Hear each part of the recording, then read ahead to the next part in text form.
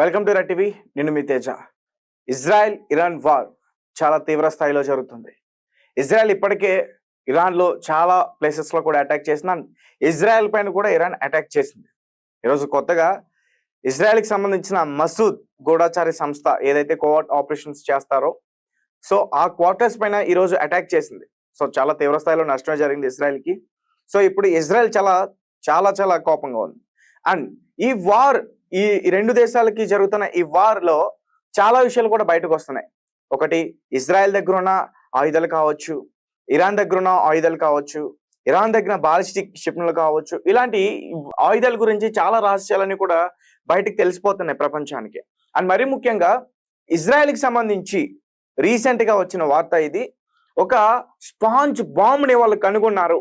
ఒక sponge bomb, అది present చాలా వైరల్ అవుతుంది. ఈ స్పాంజ్ బాంబ్ ఏంటి, అసలు ఈ స్పాంజ్ బాంబ్ ఏం చేయబోతుంది, దీనివల్ల ప్రమాదం ఉందా లేకపోతే ప్రమాదాలని ఆపేదా, ఇలా చాలా మంది కూడా దీని గురించి చాలా సందేహాలు అయితే ఉన్నాయి. అంటే ఇజ్రాయెల్ దీన్ని కనుగొనుంది. మనకు తెలుసు ఇజ్రాయెల్ చాలా చాలా చిన్న దేశమైనా ఇలాంటి విషయాల్లో, ఆయుధాల విషయంలో లేదంటే టెక్నికల్ విషయంలో, టెక్నాలజీ విషయంలో చాలా చాలా పవర్ఫుల్. అంటే ఇతర దేశాల్లో ఉన్న సిస్టమ్స్ కూడా హ్యాక్ చేయగలవు.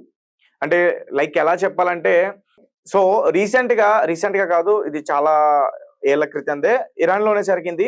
అణ్వాయుధాలకు సంబంధించిన కొన్ని శాస్త్రవేత్తలు దాబెట్టిన కొన్ని లెటర్స్ అన్నిటిని కూడా వాటిని కనుగొంది. వాటి డీటెయిల్స్ అన్ని కూడా సేకరించిన తర్వాత ఇరాన్ కొన్ని అణు అస్త్రాలని తయారు చేసేందుకు సిద్ధమవుతుంది, అణ్వాయుధాలని చేసేందుకు సిద్ధమవుతుంది అన్న విషయాన్ని కనుగొంది. అది కూడా ఈ మసూద్, ఏదైతే మసూద్ కోవర్ట్ ఆపరేషన్స్ చేసే టీం ఉందో, గూఢచారి వ్యవస్థ ఇజ్రాయెల్కి సంబంధించి, వాళ్ళే కనుగొన్నారు.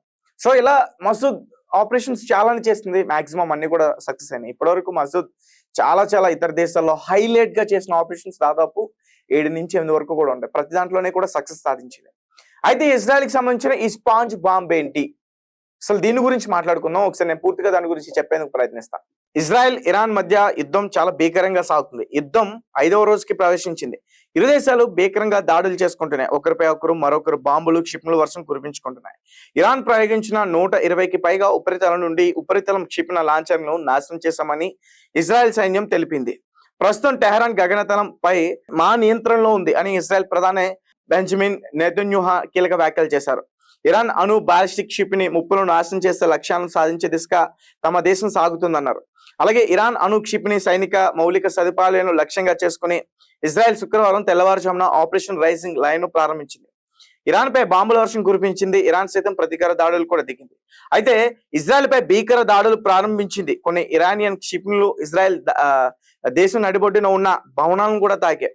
దీంతో యుద్ధం చాలా తీవ్ర స్థాయికి, తారస్థాయికి చేరింది. సో ఇరాన్ ని ఎదుర్కోవడానికి ఇజ్రాయెల్ కూడా చాలా ప్రాణాంతకమైన ఆయుధాన్ని ఉపయోగిస్తుందని, దీనిని స్పాంజ్ బాంబ్స్ అని పిలుస్తారు. దీనిని ఇజ్రాయెల్ కొత్త రహస్య ఆయుధం అని పిలుస్తారు. ఇది ఒక రకమైన రసాయన గ్రెనేడ్. ఇందులో పేలుడు పదార్థాలు ఉండవు, కానీ సొరంగం ప్రవేశాలను మూసివేయడానికి లేదా సీల్ చేయడానికి ఉపయోగించవచ్చు. నివేదికల ప్రకారం స్పాంజ్ బాంబ్లు ఒక రక్షిత ప్లాస్టిక్ కంటైనర్ లో నిక్షిప్తం చేయబడ్డాయి. ఇది 2 విభిన్న ద్రవాలను విభజించే మెటల్ బ్యారియర్ ని కలిగి ఉంటుంది. ఒకసారి యాక్టివేట్ చేయబడిన తర్వాత ఈ ద్రవాలు విలీనం అవుతాయి, ఉద్దేశించిన గమ్యస్థానం వైపు ముందుకు సాగుతాయి అంటూ కూడా చెప్తా ఉన్నారు. సో గైస్, మీకు అర్థమైందా? ఒకసారి నేను దీని గురించి మళ్ళీ ఒకసారి చెప్పేందుకు ప్రయత్నిస్తాను. స్పాంజ్ బాంబులు ఒక రక్షిత ప్లాస్టిక్ కంటైనర్ లో నిక్షిప్తం చేయబడ్డాయి. ఇది 2 విభిన్న ద్రవాలను విభజించే మెటల్ బ్యారియర్ ని కలిగి ఉంటుంది. ఒక్కసారి యాక్టివేట్ చేసిన తర్వాత ఈ ద్రవాలు విలీనం అవుతాయి, ఉద్దేశించిన గమ్యస్థానం వైపు ముందుకు సాగుతాయి అంటూ కూడా చెప్తున్నారు. ఎక్కడైతే మనం టార్గెట్ చేసి పెట్టామో సో అక్కడ ఎగ్జాక్ట్ గా వెళ్ళి అక్కడ ఇవి దాడులు చేస్తాయంటూ కూడా చెప్తున్నారు. దీనికి సంబంధించి దీనిని ఇజ్రాయెల్ కొత్త రహస్య ఆయుధం అని పిలుస్తున్నారు. ఇది ఒక రకమైన రసాయన గ్రెనేడ్. ఇందులో పేలుడు పదార్థాలు ఉండవు, కానీ సొరంగ ప్రవేశాలను మూసివేయడానికి లేదా సీల్ చేయడానికి ఉపయోగించవచ్చు అంటూ కూడా చెప్తున్నారు. అంటే సొరంగ మార్గంలో కానీ, ఇజ్రాయెల్ సంబంధించి సొరంగ మార్గంలో కానీ, ఇరాన్కి సంబంధించిన సొరంగ మార్గంలో కానీ వాళ్ళ దేశంలోకి ప్రవేశించి ఏమైనా దాడులకు ప్రయత్నించే అవకాశం ఉంటుంది. కాబట్టి సో అటువంటి ఏమి జరగకుండా ఎక్కువగా ఇరాన్ లో కానీ, ఇజ్రాయెల్లో కానీ సో ఇలాంటి సొరంగ మార్గాలు ఎక్కువగా ఉంటాయి. సో ఫ్యూయల్స్ కి సంబంధించినవన్నీ కూడా అక్కడే, గ్యాస్ కి సంబంధించినవన్నీ కూడా అక్కడ ఎక్కువ ఉంటాయి. కాబట్టి సో వీళ్ళకి ఇలాంటి సొరంగ మార్గాలన్నీ కూడా ఎక్కువగా ఉంటాయి. సో ఆ మార్గాన్ని ఈ ఇలా ఆర్మీ గాని సైన్యం గాని ఎవరైనా వచ్చి అటాక్ చేసే అవకాశం ఉంటుందని చెప్పేసి ముందుగానే హెచ్చరించి ముందుగానే దాన్ని కనుగొని సో ఇలాంటి స్పాంజ్ బాంబుల్ని తయారు చేసుకుని ముందుగానే పెట్టుకుంది. సో ఏంటంటే ఎవరు రాకుండా అడ్డుకుంటుంది, కొన్ని రసాయనాలతో కలిపి చేశారు కాబట్టి సో ఆ స్వరంగానే అడ్డుకుంటుంది. అలాగే దాన్ని అంతా కూడా సీజ్ చేసే ప్రయత్నం కూడా చేస్తుందంటూ కూడా చెప్తున్నారు. అండ్ దీని గురించి ఇంకేమైనా అప్డేట్ వస్తే నేను మళ్ళీ చెప్పే ప్రయత్నం చేస్తాను. అండ్ ఈ వార్ లో ఇప్పుడు జరుగుతున్న ఈ వార్ లో ఎవరిది పై చేయి కావచ్చు. అండ్ ఒక రకంగా చూసుకుంటే ఇజ్రాయెల్దే పై చేయి ఎక్కువ ఉంటుందని నాకు అనిపిస్తుంది. అండ్ వాళ్ళు చేస్తున్న దాడులు కావచ్చు. అండ్ ఈ రోజు ఇరాన్ చేసిన దాడి ఇజ్రాయెల్ కి చాలా చాలా పెద్ద నష్టం. ఎందుకంటే మసూద్ అనేది ఇజ్రాయెల్ కి ఒక హార్ట్ లాంటిది. మసూద్ ఏదైతే ఆ సంస్థ ఉందో గూఢచారి సంస్థ, అది ఒక ఇజ్రాయెల్ కి ఒక గుండె లాంటిది. ఈ రోజు ఆ గుండెకి వీళ్ళు గాయపరిచారు, ఇరాన్ గాయపరిచారు. దీని తర్వాత చాలా న్యూస్లు బయటకు వస్తున్నాయి. ఈరోజు సాయంత్రం ఈరోజు ఇరాన్ కి చాలా చివరి రాత్రి. ఈ రోజు మొత్తం రాత్రి ఇరాన్ మొత్తం కూడా శ్మశానం అయిపోతుంది.